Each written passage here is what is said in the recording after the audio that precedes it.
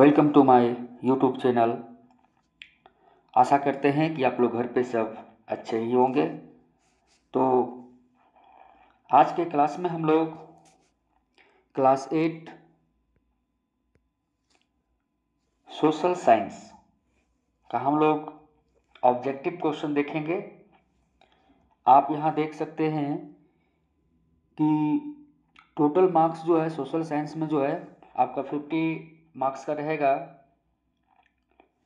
और कुल प्रश्न की जो संख्या जो होगी वो 50 होगी। उसके बाद जो है प्रत्येक प्रश्न के लिए जो है आपको 1 अंक मिलेगा और प्रत्येक प्रश्न के 4 विकल्प दिए जाएंगे। उनमें से जो विकल्प सही होगा उस विकल्प का आप लोग को चयन करना होगा और गलत उत्तर के लिए कोई अंक नहीं काटे जाएंगे। ऐसा आप लोग घबराइएगा नहीं कि अगर मान लेते हैं कि हमारा आंसर गलत है तो उसका नंबर कट जाएगा, तो ऐसा नहीं है।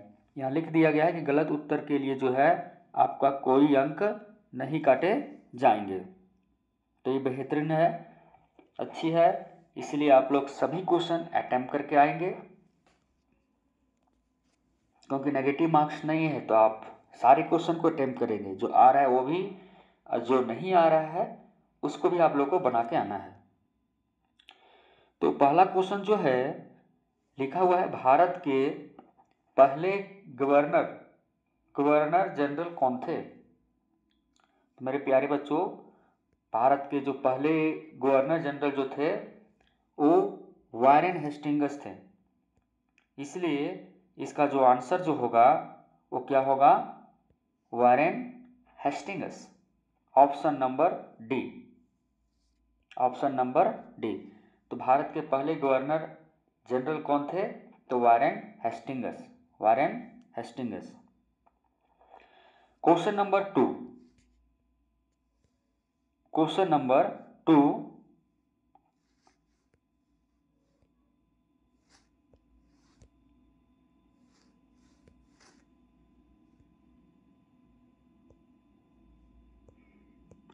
क्वेश्चन नंबर 2 है, लॉर्ड क्लाइव ने भारत का मानचित्र तैयार करने की जिम्मेदारी किसे सौंपी थी?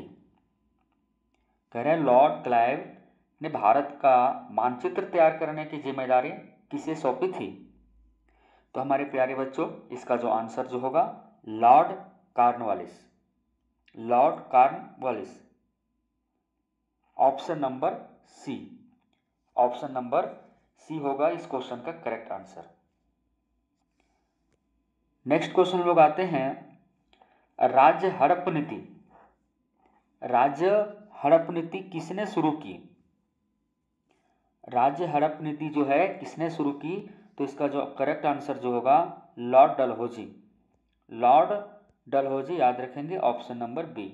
Option number B, Lord Dalhousie.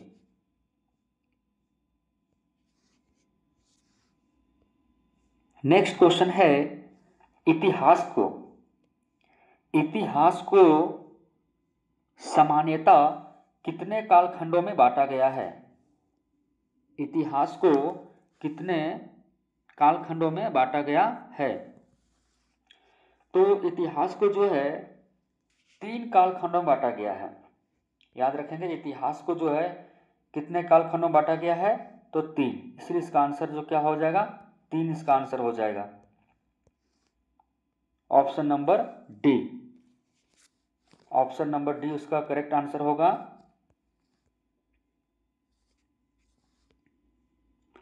Next question है, फोर्ट विलियम किला किस शहर में बनाया गया था? फोर्ट विलियम किला किस शहर में बनाया गया था? तो इसका जो आंसर जो होगा कलकत्ता। फोर्ट विलियम किला जो है आपका कलकत्ता में बनाया गया था। कलकत्ता में बनाया गया था। क्वेश्चन नंबर 6 है,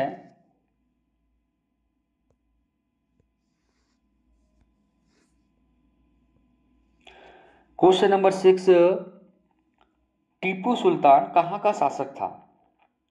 टीपू सुल्तान कहाँ का शासक था? तो ये आप लोग देख रहे हैं कि मैसूर, टीपू सुल्तान जो है वो मैसूर का, याद रखेंगे मैसूर। तो टीपू सुल्तान कहाँ का शासक था? तो ये मैसूर का शासक था। इसीलिए इस क्वेश्चन का जो आंसर जो होगा ये सी होगा, मैसूर। क्वेश्चन नंबर 7, भारत में अंग्रेजों द्वारा किस फसल की खेती किसानों से जबरन कराई जाती थी? कहता है कि भारत में अंग्रेजों द्वारा किस फसल की खेती किसानों से जबरन मतलब जबरदस्ती कराई जाती थी? तो हमारे प्यारे बच्चों, इस क्वेश्चन का जो आंसर जो होगा नील। नील की जो खेती जो है, नील की जो खेती जो है वो जबरन, नील की खेती जो है वो जबरन कराई जाती थी। इसलिए इस क्वेश्चन का जो आंसर जो होगा वो बी होगा, ऑप्शन नंबर बी, नील।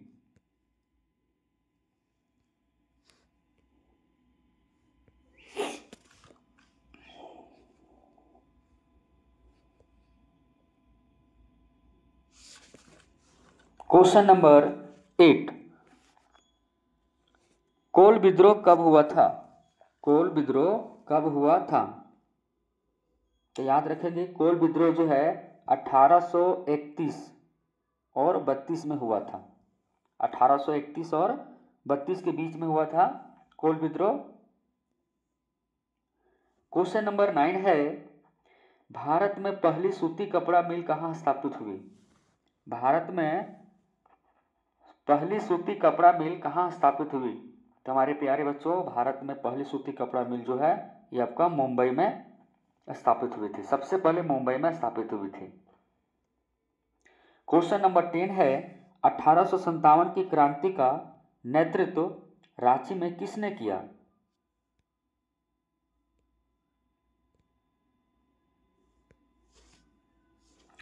अठारह की क्रांति का नेतृत्व रांची में किसने किया? तो इसका जो आंसर जो होगा Vishwanath Sahdev, Vishwanath Sahdev, option number B. इस क्वेश्चन का जो आंसर जो होगा विश्वनाथ सहदेव होगा, option number B. Question number 11 है, संथाल, मुंडा और उरांव किस राज्य की प्रमुख जनजातियां हैं? संथाल, मुंडा और उरांव किस राज्य की प्रमुख जनजातियां हैं? तो इस क्वेश्चन का जो आंसर जो होगा 11 होगा, झारखंड, क्योंकि सबको पता है हम लोग झारखंड स्टेट में रह रहे हैं। तो संथाल, मुंडा, उरांव ये जो है हमारे झारखंड राज्य की प्रमुख जनजातियां हैं। नेक्स्ट क्वेश्चन है, 1857 ईस्वी के विद्रोह का तात्कालिक कारण क्या था? 1857 ईस्वी के विद्रोह का तात्कालिक कारण क्या था? दाढ़ी रखने की मनाही? एकदम नहीं। छुट्टी नहीं मिलना? ये भी नहीं हो सकता है।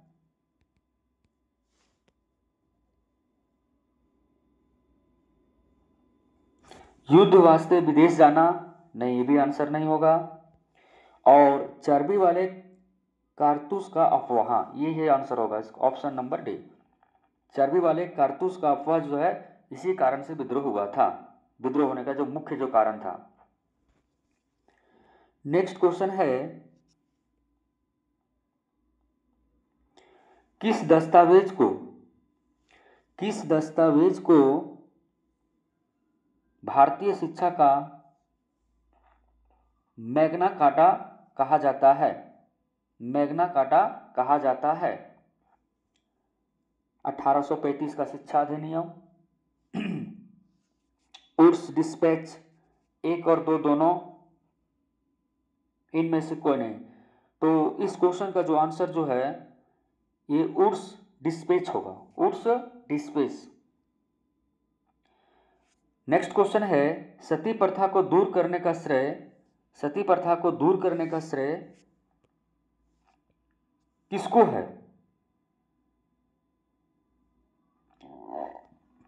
सती प्रथा को दूर करने का श्रेय जो है वो किसको है? लॉर्ड कैनिंग,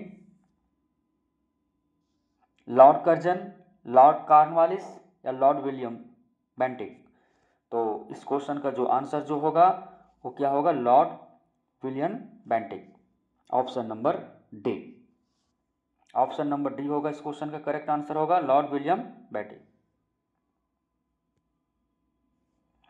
नेक्स्ट क्वेश्चन है, इनमें से कौन स्त्री पुरुष तुलना पुस्तक के प्रकाशन से संबंधित है?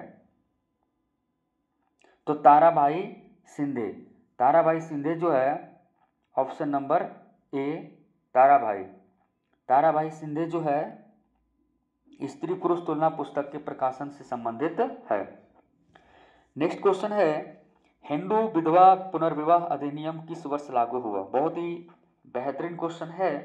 हिंदू विधवा पुनर्विवाह अधिनियम किस वर्ष लागू हुआ? तो इस क्वेश्चन का जो आंसर जो होगा 1856, 1856 में, 1856 में जो है हिंदू विधवा पुनर्विवाह अधिनियम लागू हुआ था।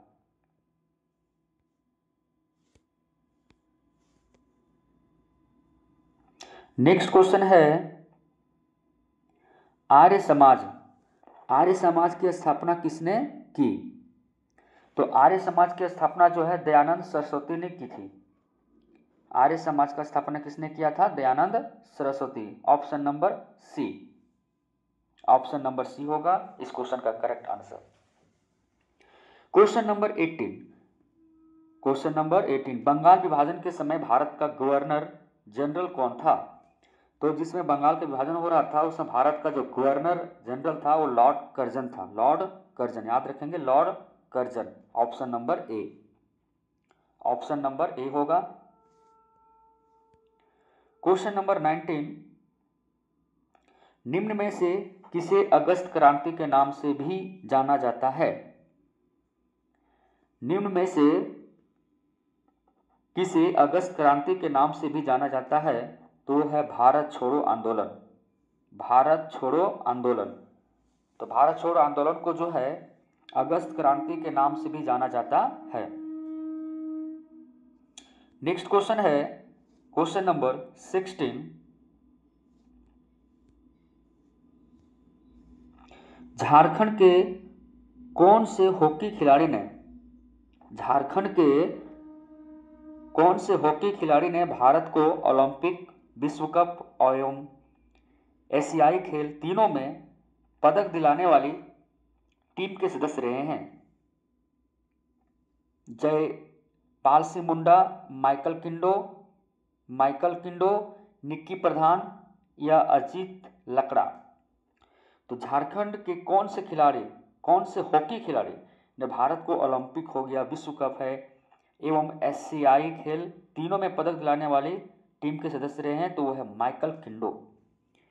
ये क्या होगा? माइकल किंडो। इस क्वेश्चन का जो करेक्ट आंसर जो होगा वो आपका ऑप्शन नंबर बी होगा, माइकल किंडो। याद रखेंगे Michael Kindo, option number B.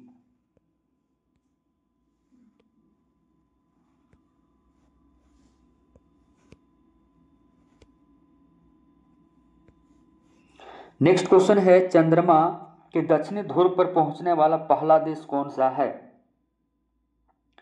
तो यह भारत है। वो क्या है? भारत है। चंद्रमा के दक्षिणी ध्रुव पर पहुंचने वाला पहला देश कौन सा है? तो वह भारत है। नेक्स्ट क्वेश्चन नंबर 22, पवन चक्की किस प्रकार के संसाधन का उदाहरण है?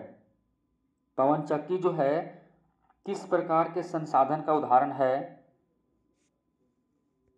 तो ये हो जाएगा नवीकरणीय संसाधन,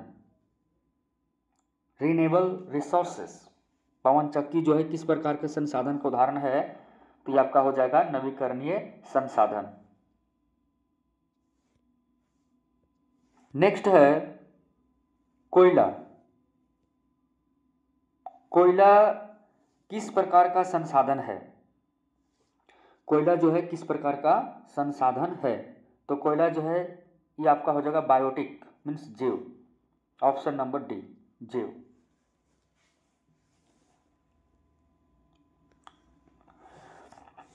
नेक्स्ट क्वेश्चन है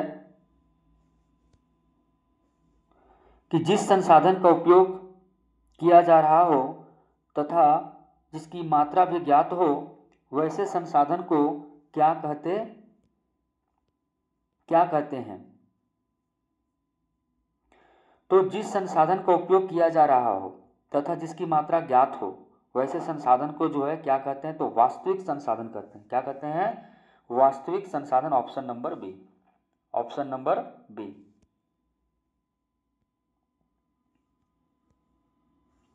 नेक्स्ट क्वेश्चन है झारखंड में स्थित एकमात्र राष्ट्रीय उद्यान Betla national park. Betla national park किस जिले में है? तो बेतला नेशनल पार्क जो है ये आपका लातेहार में है। Option number C. Option number C जो है उसका करेक्ट आंसर होगा। बेतला नेशनल पार्क जो है आपका लातेहार में है। ऑप्शन नंबर सी।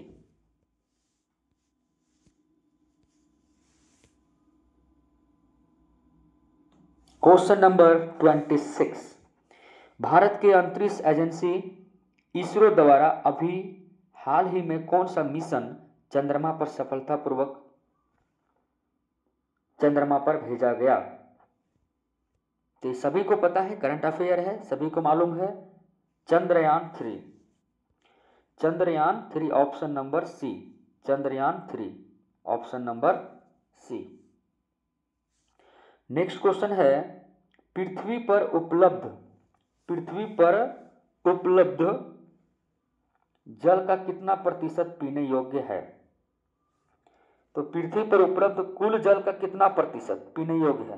तो ये 2.7% ही 2.7% ही जो है वो पीने योग्य है।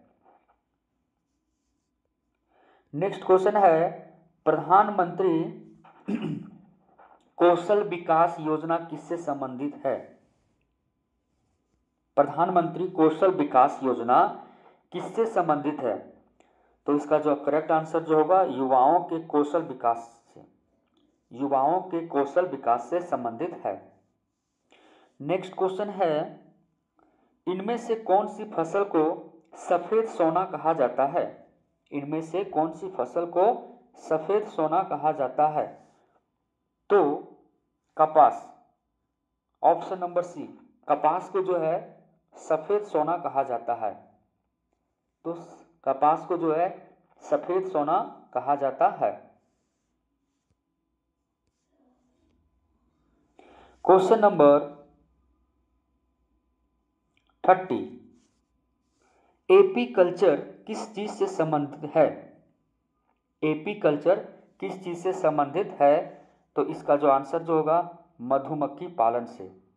मधुमक्खी पालन से मीन्स ऑप्शन नंबर सी।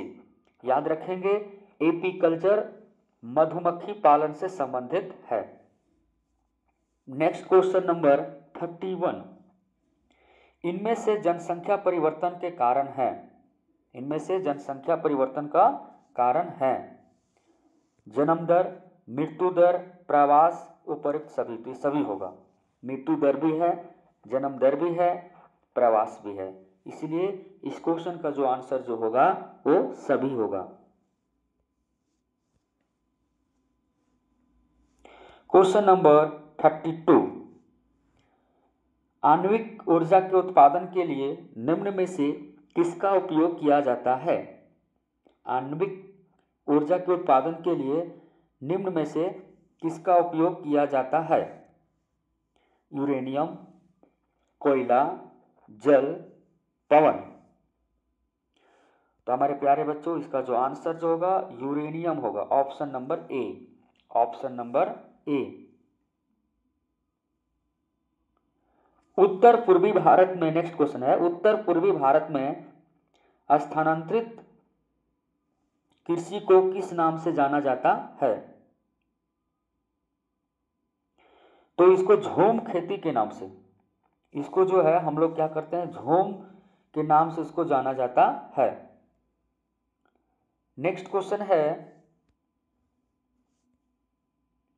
2011 की जनगणना के अनुसार 2011 की जनगणना के अनुसार भारत का जनसंख्या घनत्व कितना है?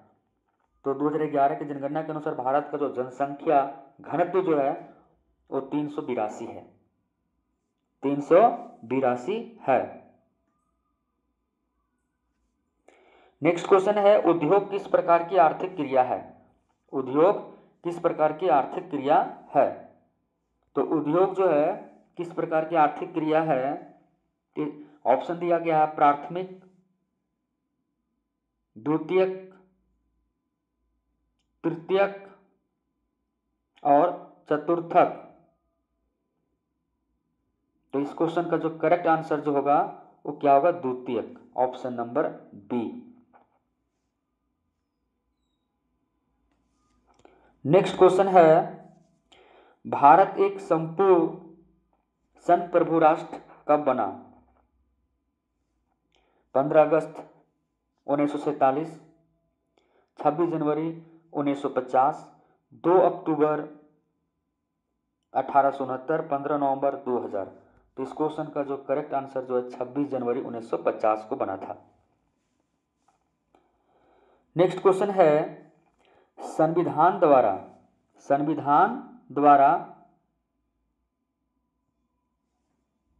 प्रदत्त मौलिक अधिकारों की संख्या कितनी है? संविधान द्वारा प्रदत्त मौलिक अधिकारों की संख्या कितनी है?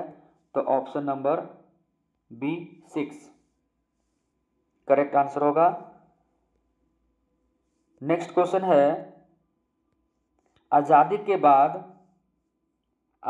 के बाद भारत ने किस तरह की शासन पद्धति को अपनाया? तो इसका जो आंसर जो होगा संसदीय शासन।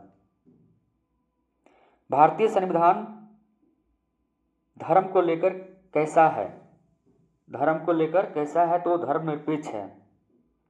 भारत की प्रथम महिला प्रधानमंत्री कौन थी? तो भारत की प्रथम महिला प्रधानमंत्री जो है वो आपका इंदिरा गांधी थी। कौन थी? इंदिरा गांधी।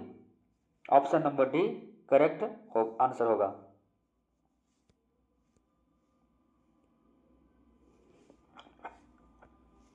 सरकार को जन सुविधाओं के लिए पैसा कहां से आता है? तो ये जो पैसा जो है आपका टैक्स से आता है, कर से आता है। इनमें से कौन भारतीय संसद तीनों अंगों से संबंधित है?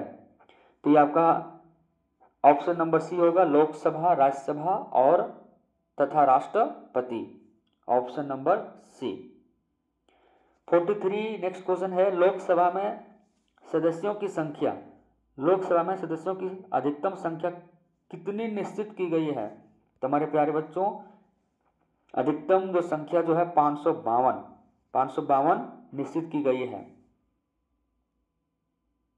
भारतीय संविधान के किस अनुच्छेद के द्वारा अस्पृश्यता का उन्मूलन किया गया है? तो ये 17।